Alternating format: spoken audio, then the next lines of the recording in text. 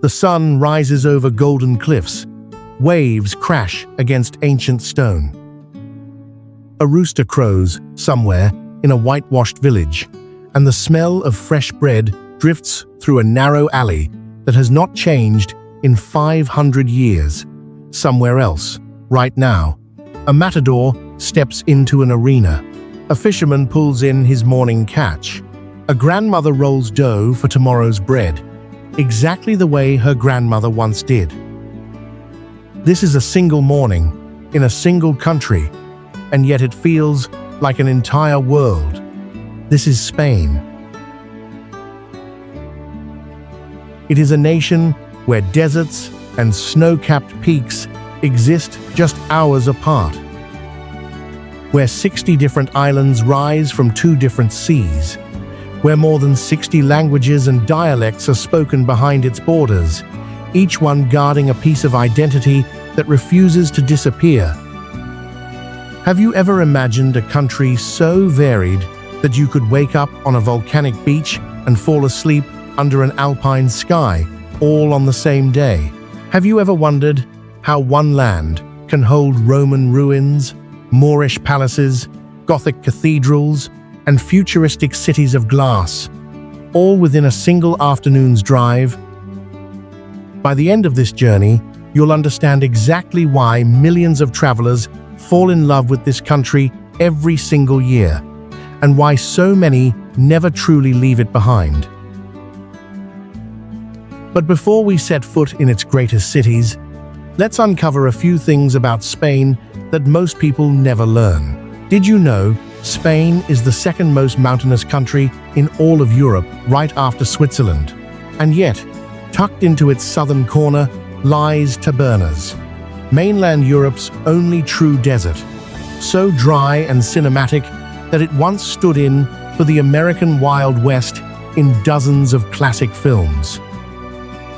Spain's coastline stretches over 8,000 kilometers, touching the Atlantic, the Mediterranean, and the Cantabrian Sea all at once. Few countries on Earth can claim that kind of reach.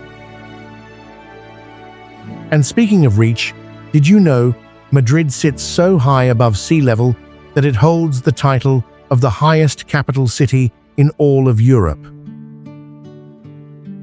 Then there's the food. Spaniards consume more than 40 million kilograms of jamón every single year, a number that reflects something deeper than appetite. It reflects identity.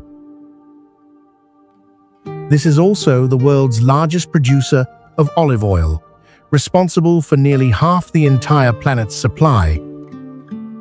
And saffron, the most expensive spice on Earth, comes mostly from Spanish soil, hand-harvested one delicate bloom at a time. With over 5,000 grape varieties grown across its regions, even a simple glass of wine here tells a story centuries in the making.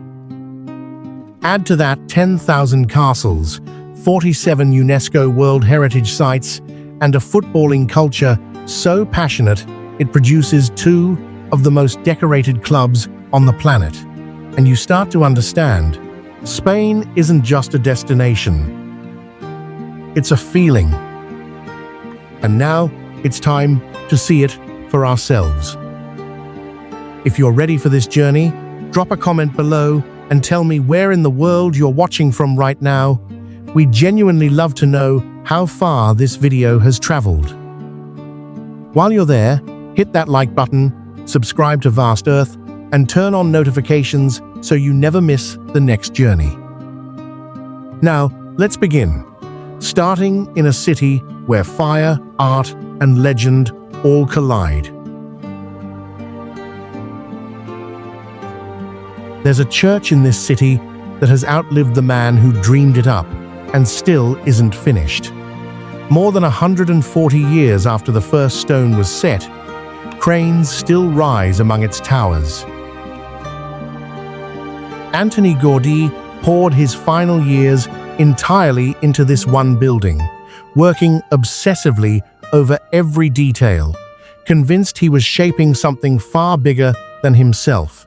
He never got to see it completed, and neither has anyone alive today. What keeps it growing isn't government funding. It's the quiet contributions of the millions who walk through its doors each year. Inside, sunlight bends through stained glass into shifting pools of color, turning the space into something closer to a living forest carved from stone than a church. Gaudi's imagination shows up everywhere in this city. At Park Güell, curling mosaics in blue and gold spill down a hillside overlooking the sea, as though nature itself had been reimagined in ceramic tile. Down on La Rambla, the city's famous tree-lined promenade, La Boqueria market bursts with color. Mountains of fruit stacked bright enough to look painted, the fish laid out so fresh, it still carries the smell of the harbor it left that same morning. Duck into the Gothic quarter, and the noise of the boulevard fades into something older. Stone walls the Romans once built, hidden squares that most visitors walk straight past without ever noticing. And when the sun goes down, this city shows its other face. Small plates shared over conversation that stretches into the night. Glasses of cava catching candlelight. A city that seems to live just as fully after dark as it does beneath the Mediterranean sun. From here, we leave the mainland behind entirely, flying south across the water toward an island valley so fragrant with citrus that visitors often smell it before they ever see it. Hidden deep in the Serra de Tramuntana, wrapped in a valley thick with orange and lemon groves, Sóller feels like a secret Mallorca has quietly kept to itself. For generations, the citrus trade brought real wealth to this town, and that prosperity is still visible in its architecture today. At the center of Sóller, the main square gathers around a church whose facade was designed by one of Antoni Gaudi's own students, its flowing, organic lines echoing the same style that made his teacher famous across the water in Barcelona. Around the square, elegant Art Nouveau mansions built by citrus merchants still line the streets in a kind of quiet, faded grandeur. A short distance away sits Port de Sóller, a horseshoe-shaped harbor where colorful fishing boats rock gently against a backdrop of steep mountain cliffs. A vintage wooden tram still connects the two towns, rattling along the same tracks it has used since 1912. One of the most charming short rides found anywhere on the island. Have you ever followed a scent through a town before you even knew what you were searching for? That's Sóller. From this fragrant valley, the rest of the archipelago waits just beyond the mountains. 3 more islands, each one an entirely different world.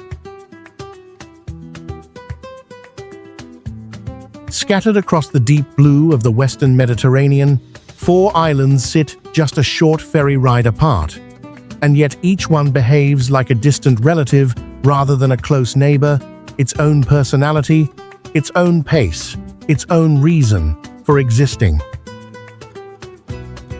Mallorca is the largest and by far the most dramatic. Along its northwest coast, the Serra de Tramuntana rises sharply, a UNESCO-protected mountain range where terraced olive groves cling to near-vertical slopes, and villages like Valdemossa and Dea have quietly drawn poets and composers for well over a century. In the capital, Palma, the Gothic cathedral known as La Seu, rises directly above the harbor, its enormous stained glass windows later restored under the direction of Antoni Gaudí.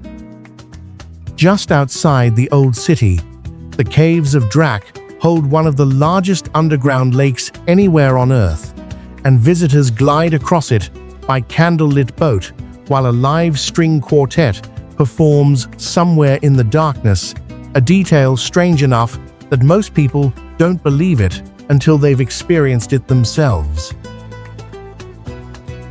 Ibiza has built its global reputation on nightlife that runs until sunrise. But beneath that image sits a far older story. Its fortified old town, Dalt Vila, was founded by Phoenician settlers nearly 3,000 years ago and remains a UNESCO World Heritage Site, its ancient ramparts overlooking a harbor that has welcomed ships for millennia. Just off the southwest coast, the small rock island of Es Vedra carries its own local legend, rumored by some to be among the most magnetically unusual spots on the planet, with stories of strange lights still circulating among residents. Menorca moves at a far gentler pace, its coastline hiding quiet coves where the water runs so clear that boats appear to hover in mid-air above the seabed. Ancient stone monuments, older even than Egypt's pyramids, still dot its countryside, remnants of a civilization that vanished long before written history began.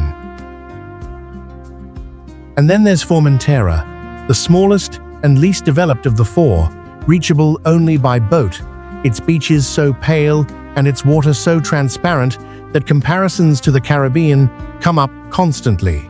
Just below the surface stretches a vast meadow of Posidonia seagrass, one of the oldest surviving life forms on the planet, quietly responsible for keeping these waters so remarkably clear. 4 islands, 4 completely different atmospheres, and yet unmistakably part of the same country. From here, we push further out into the open Atlantic, toward a second set of islands where the ground itself still occasionally moves.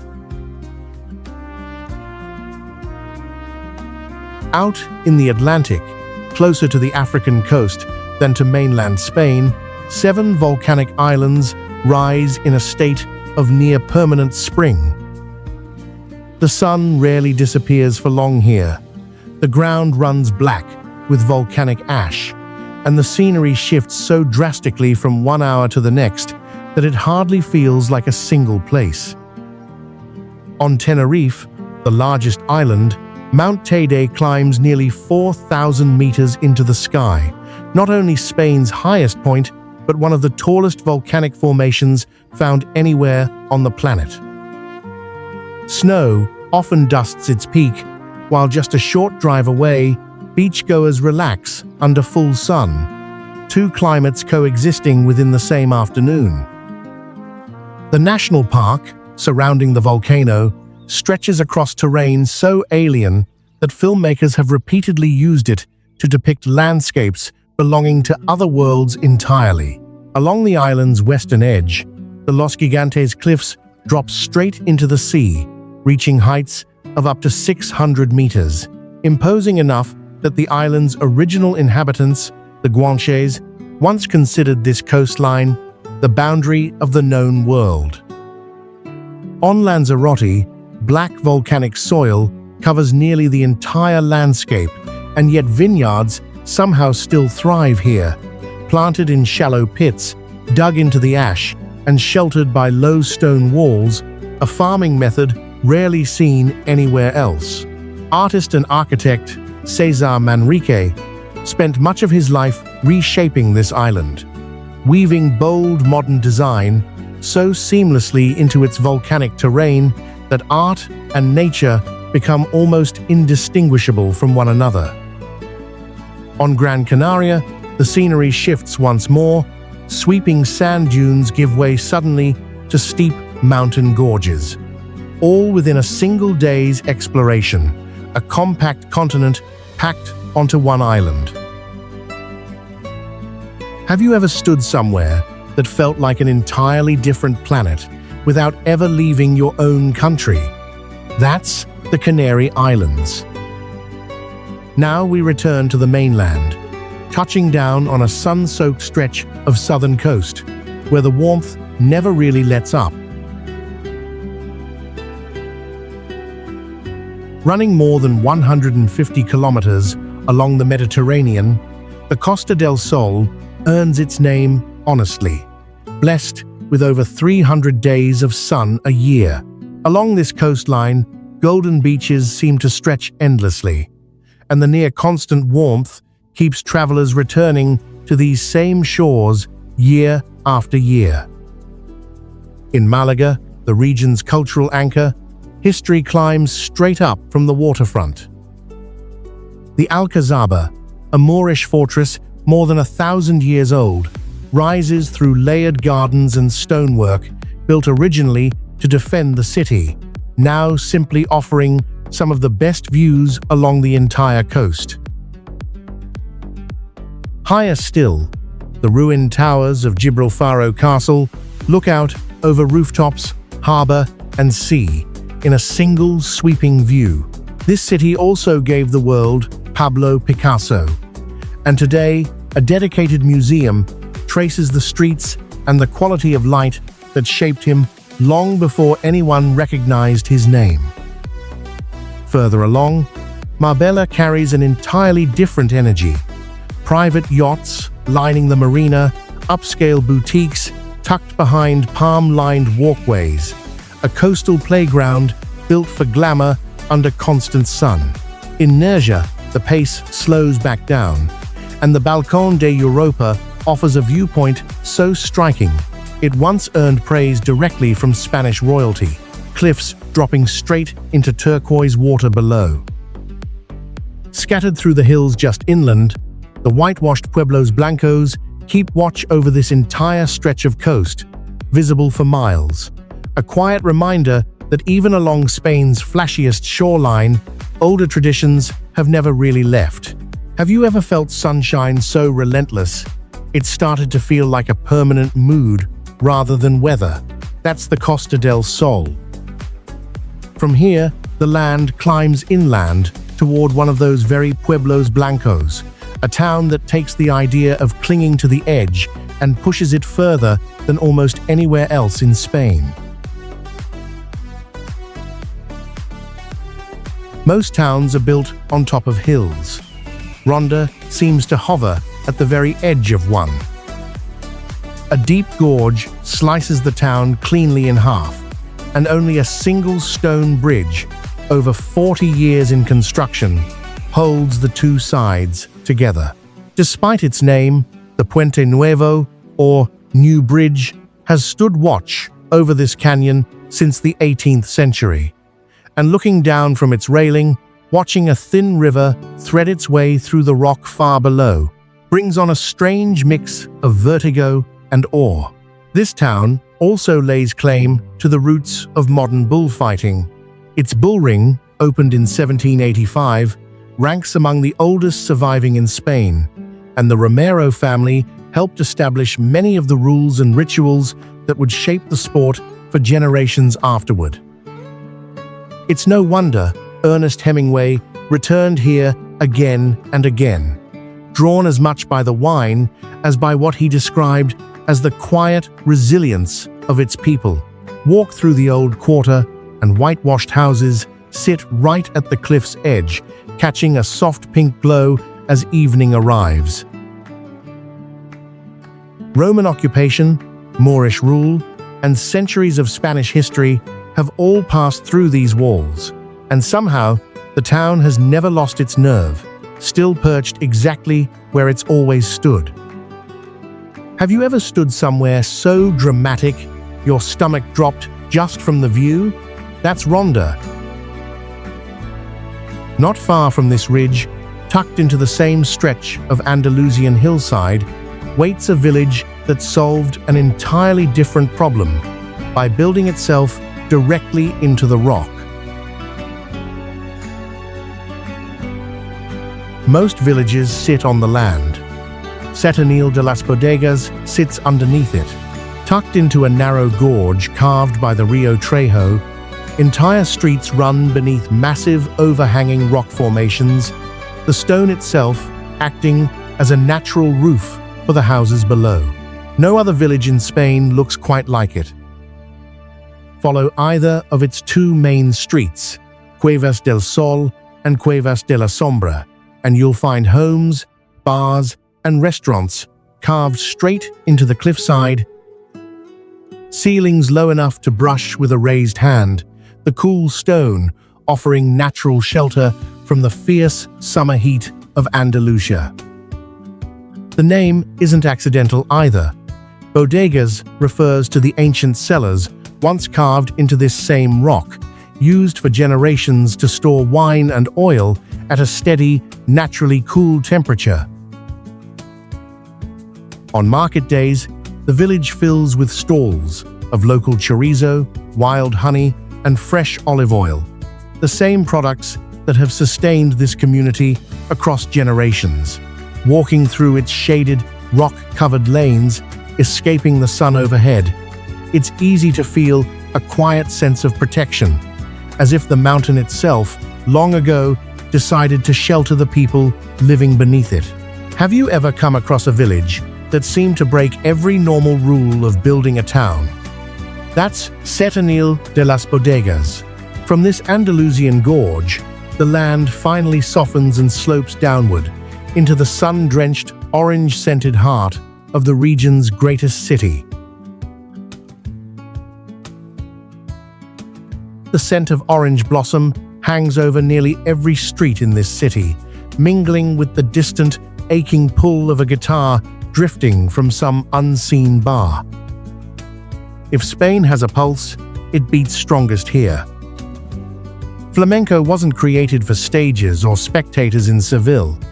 It grew out of small, smoke-filled taverns as raw, emotional release. A heel striking wood in furious rhythm, a voice cracking under its own weight. Even now, catching a performance in one of the city's intimate venues feels less like watching a show and more like witnessing something deeply personal. Rising above the old town is the Giralda, once built as a minaret, calling the faithful to prayer, later converted into the bell tower of the largest Gothic cathedral on earth. Rather than stairs, wide ramps were built into the tower, so guards could ride up on horseback, and visitors today can still climb that same gentle path to one of Andalusia's finest views. Inside the cathedral rests what many believe are the remains of Christopher Columbus, his coffin held aloft by 4 towering statues, forever caught between the old world and the one he helped open up. Not far beyond, Plaza de España spreads out like something imagined rather than built. A vast, curved square lined with painted ceramic tile, each alcove representing a different Spanish province. Visitors can still row small boats along its canal, and the setting feels cinematic for good reason. It's appeared in several major films, standing in for palaces that only ever existed on screen. Step into Barrio Santa Cruz, the former Jewish quarter, and the streets shrink into a maze of hidden courtyards and tucked-away tapas bars, each one spilling warm light onto the cobblestones once night falls. Running quietly beneath it all is the Guadalquivir, Spain's only major navigable river, the very route that once carried explorers out toward continents no European had yet mapped. Have you ever visited a city where even the streets seem to carry their own rhythm? That's Seville. From here, the river guides us out toward the coast, toward a city so old that the ocean itself seems to have shaped it. Nearly encircled by the sea, Cádiz makes a bold but quiet claim. It may be the oldest continuously inhabited settlement anywhere in Western Europe. Phoenician sailors landed here first, pulled in by its natural harbor, and after them came Romans, Moorish rulers, and generations of explorers, layering more than 3,000 years of memory onto a strip of land barely wider than a few city blocks. Walking its old town, everything feels touched by salt and sunlight. Whitewashed buildings glow beneath the Andalusian heat, flower-draped balconies stretch out over narrow streets, and open plazas carry the faint, constant smell of the ocean. Even the cathedral, seems to have been positioned deliberately to face the sea, its golden dome catching light in a way visible to ships long before they reach port. Beneath the surface of the city, forgotten tunnels and Roman ruins still lie hidden, remnants of a settlement far older than most visitors ever realize. At La Caleta Beach, wedged neatly between two historic fortresses, locals gather most evenings for one shared ritual, watching the sun disappear directly into the Atlantic, the whole sky briefly catching fire before fading to dusk. It happens here every single day, and somehow it never seems to lose its pull. On this same Atlantic shoreline, where explorers once set out toward continents they hadn't yet named, we turn back inland, following an old route toward a city that once burned brighter than almost anywhere else in Europe. 1,000 years ago, while parts of the continent struggled through a far quieter chapter of history, one city on the banks of the Guadalquivir River was thriving in nearly every field of knowledge. Córdoba served as the capital of a caliphate so advanced that its libraries alone are said to have held hundreds of thousands of manuscripts. Scholars and poets traveled here from 3 different continents, drawn by a level of learning that had few rivals anywhere else at the time. That legacy still lives inside the Mezquita. Walk through its entrance and you're surrounded instantly by more than 800 columns, red and white striped arches stretching in every direction until it becomes genuinely difficult to tell where the room begins or ends. Built originally as one of the largest mosques in the Islamic world, it later became home to something almost unheard of: a full Catholic cathedral constructed directly within its walls, 2 sacred traditions fused permanently under a single roof. Beyond its doors, the city softens into something far more personal. Whitewashed alleyways overflow with geraniums, the scent of orange blossom slipping out from hidden courtyards.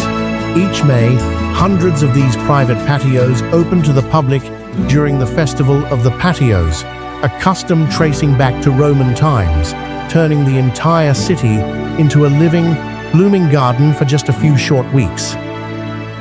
Have you ever stood somewhere so old you could almost feel the centuries stacked beneath your feet? That's Córdoba.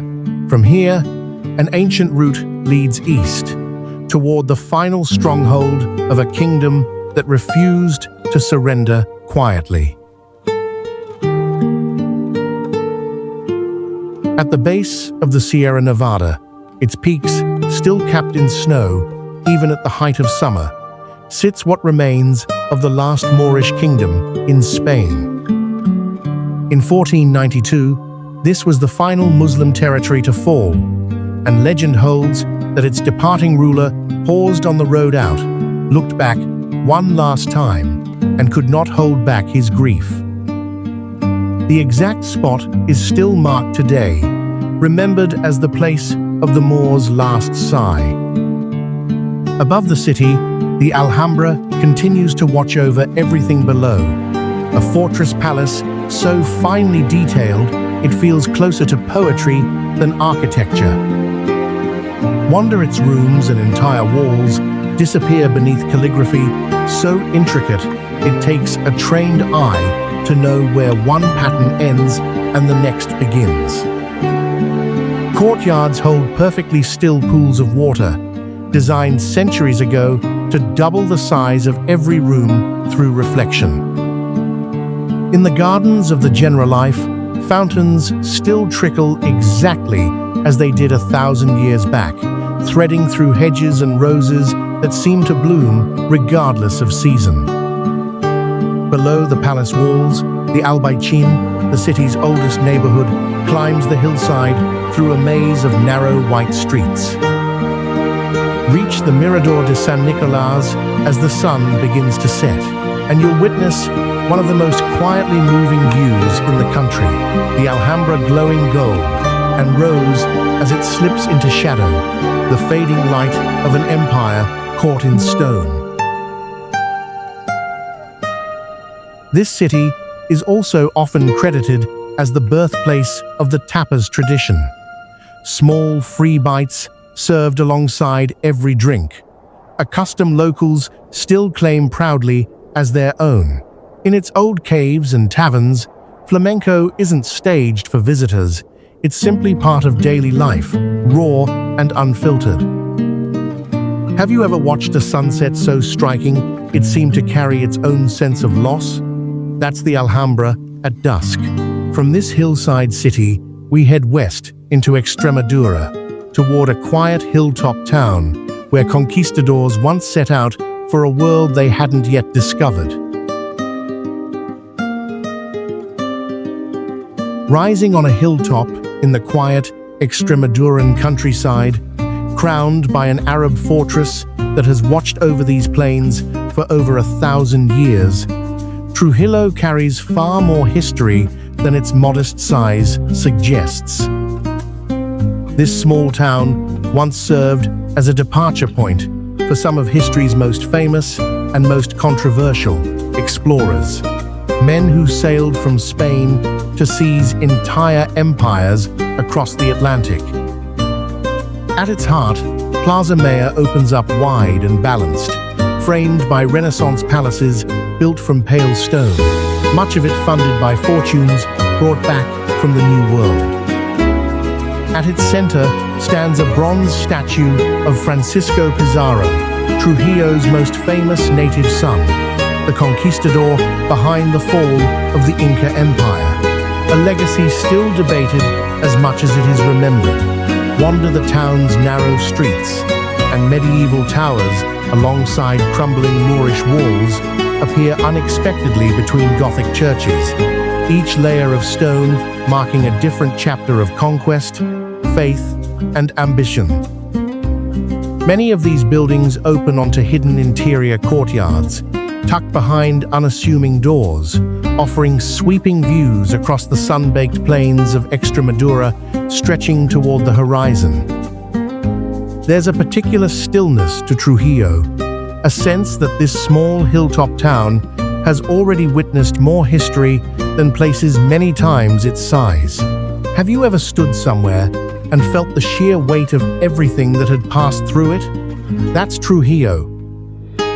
From this quiet inland town, the road turns north, climbing toward the country's beating heart, a capital built like nowhere else in Europe. Set atop the highest plateau in Western Europe, higher above sea level than any other capital city on the continent, Madrid carries itself with a certain confidence, though none of the coldness that altitude might suggest. Dinner here often doesn't start until 10 at night. The streets stay busy past 3 in the morning, and the entire city seems to run on a rhythm that ignores the clock completely. At its center stands the Royal Palace, the largest in Europe, holding more than 3,400 rooms, even though the royal family hasn't actually lived within its walls for generations. Today, it's reserved mostly for state ceremonies, more symbol than residence.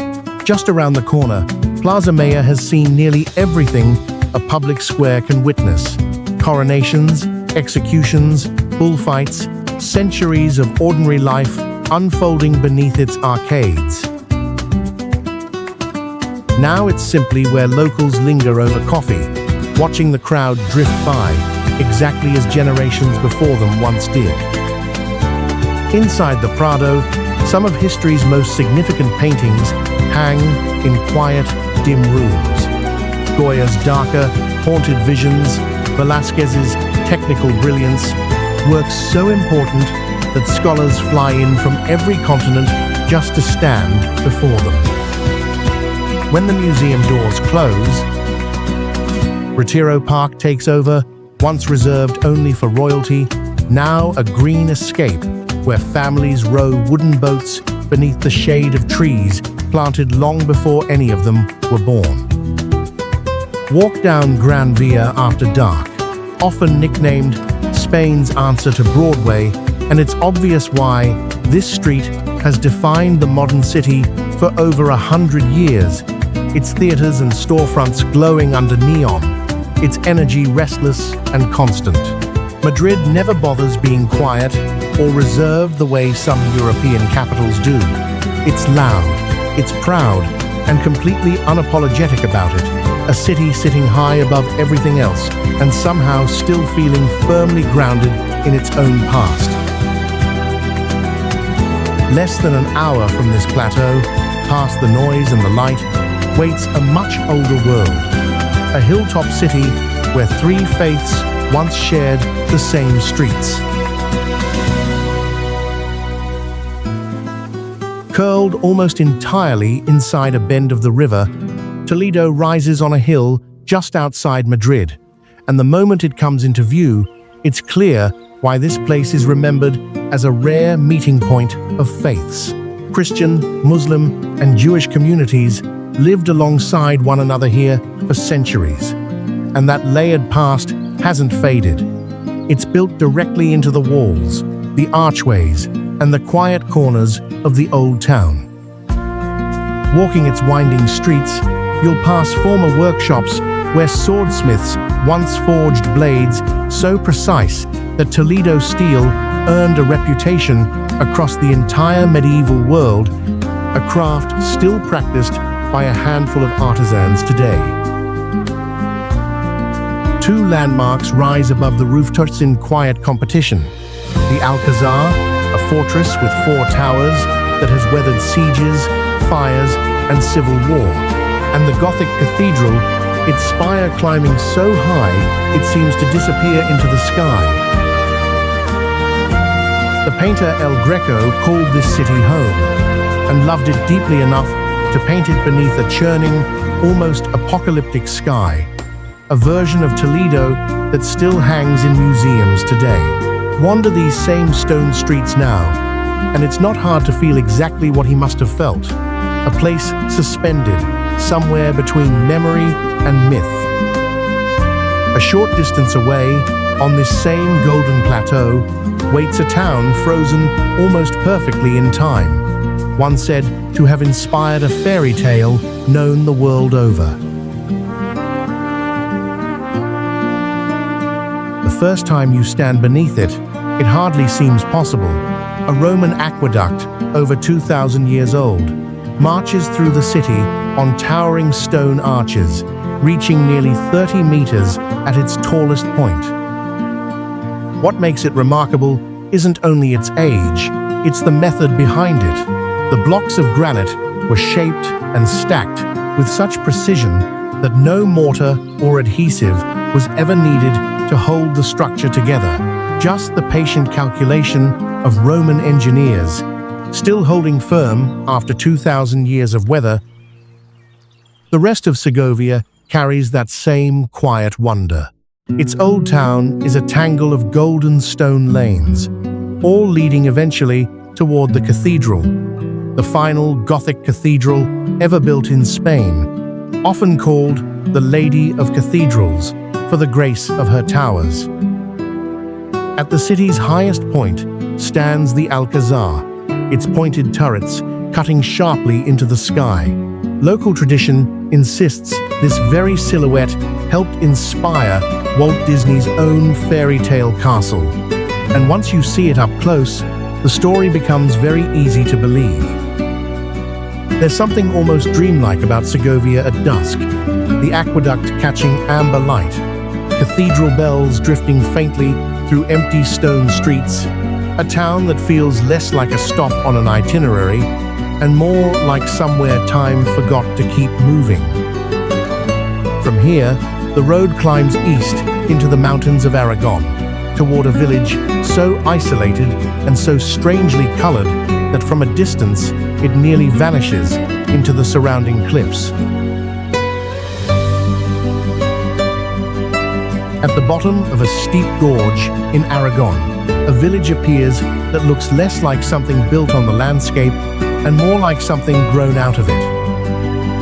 Albarracin's houses share the same deep, reddish hue as the rocks surrounding them, raised from the very clay of the hillside, and from a distance, the entire settlement nearly disappears into the cliffs it clings to.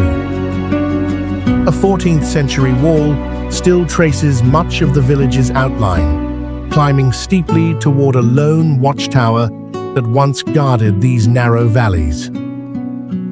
Inside, the streets pinch so tightly in places that upper-floor balconies on opposite sides very nearly meet overhead.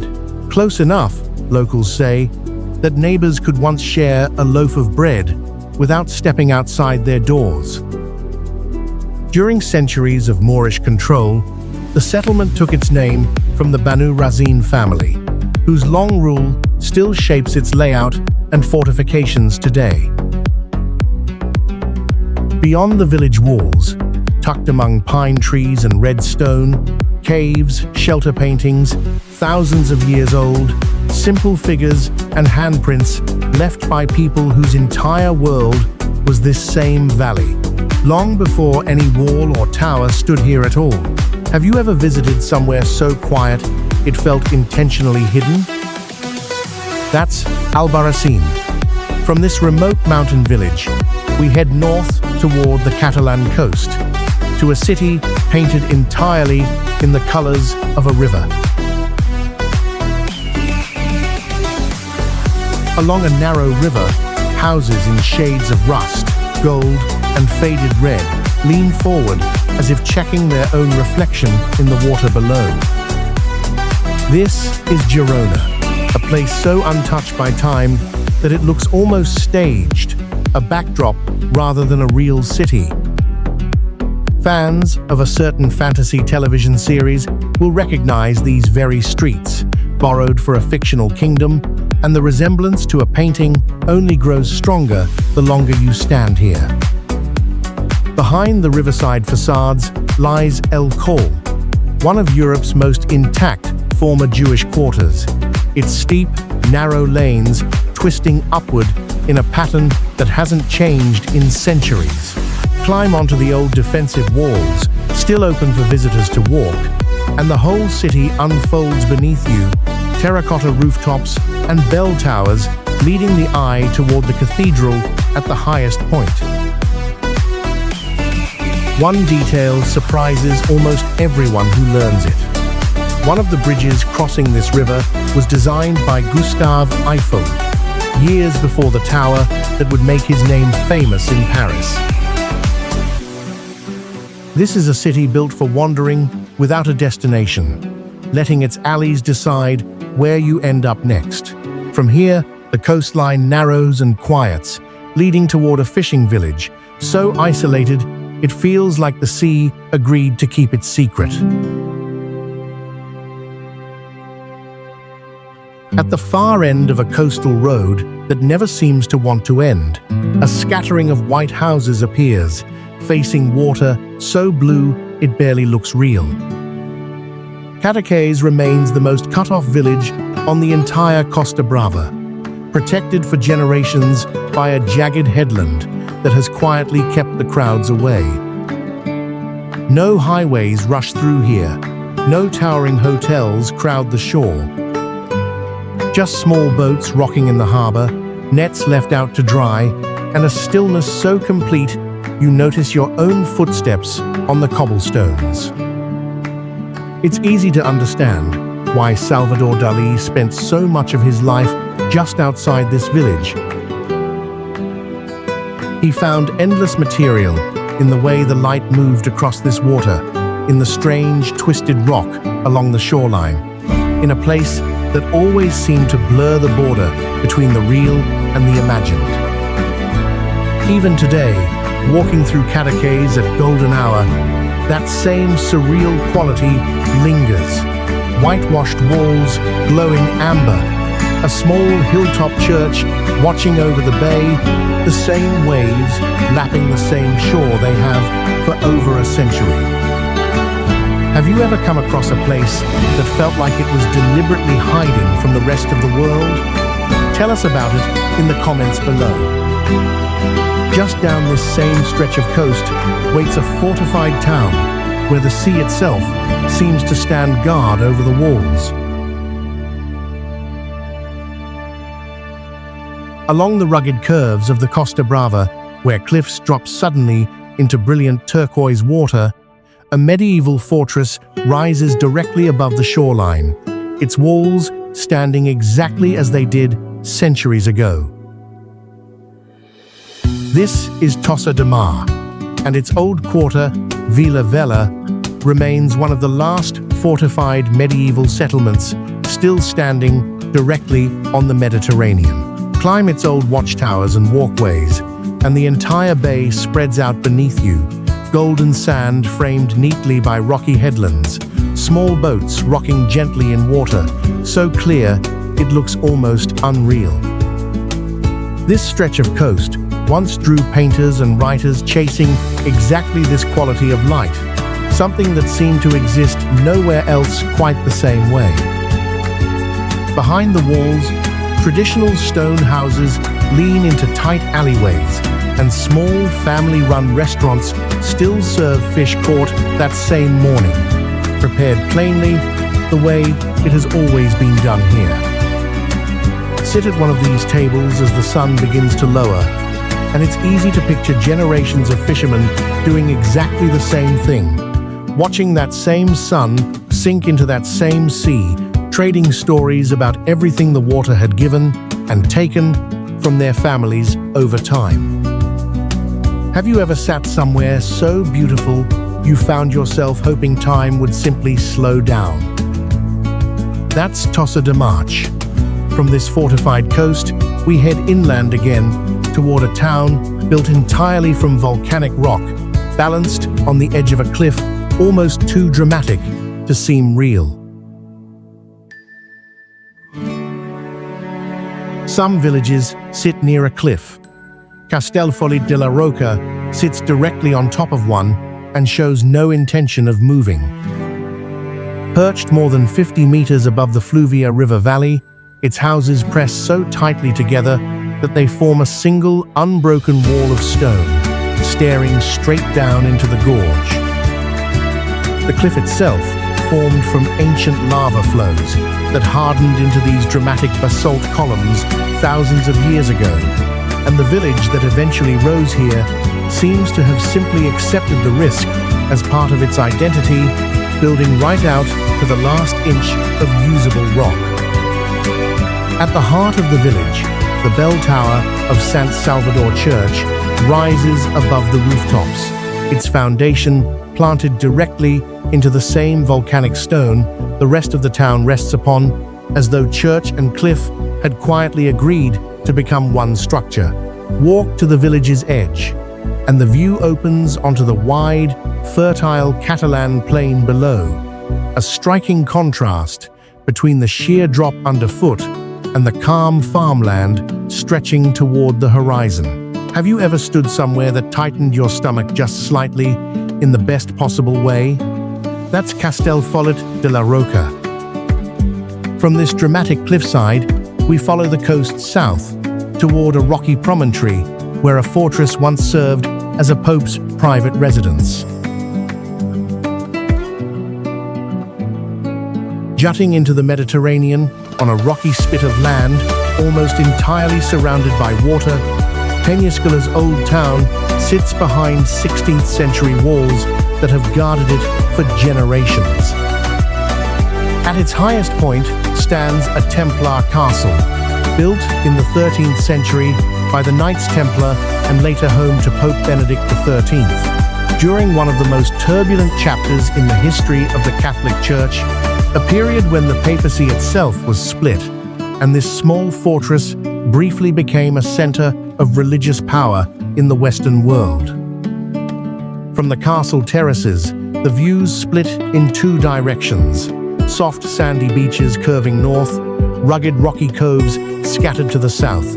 Below the fortress walls, narrow lanes wind down toward the harbor, lined with small ceramic workshops and flower-draped balconies. The scent of the sea, mixing with fresh fish, grilling in tiny, family-run taverns. Life here still moves at the unhurried pace of a fishing town. Mornings spent browsing the harbour market, afternoons spent simply watching boats drift in and out beneath castle walls that have kept watch over this same coastline for more than 700 years. Have you ever visited a place where history felt like it was still quietly unfolding around you? That's Peñíscola. From here, we turn back toward the north coast, to a village so wrapped in its own history it barely feels real. Some places wear their history so completely they barely feel real, and Santillana del Mar might be the finest example anywhere in Spain. Its medieval layout has survived almost entirely intact. Stone palaces and noble houses lining paved streets that feel suspended outside of ordinary time. Carved wooden balconies hang above weathered coats of arms, quiet traces of the noble families who once called this village home. At its center stands the collegiate church of Santa Giuliana, its Romanesque cloister carved with a level of detail historians still study today. Cars are barely permitted near the village core, and that single restriction changes everything. Without the motion and noise of modern traffic, the town feels genuinely paused, as though it agreed centuries ago to simply stop moving forward. Just outside the village lies the real reason this region matters so much to human history. The caves of Altamira, home to some of the earliest paintings ever created by human hands, bison and horses sketched onto rock more than 15,000 years ago, by artists whose names will never be known. Have you ever wandered somewhere and felt time itself slow down around you? That's Santillana del Mar.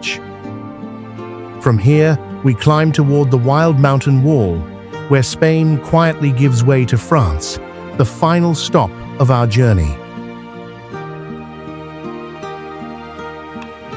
Running the full length of the border between Spain and France, the Pyrenees rise like a natural wall between two nations, a mountain range so vast that entire valleys remain almost entirely untouched by modern life. Deep canyons cut through ancient rock, glacial lakes sit in near-perfect stillness, and forests of beech and fir climb toward summits capped in snow for most of the year. This remains one of the last true wildernesses left in Western Europe. Overhead, golden eagles still circle the valleys, and high in the cliffs nest one of the continent's rarest birds, the bearded vulture.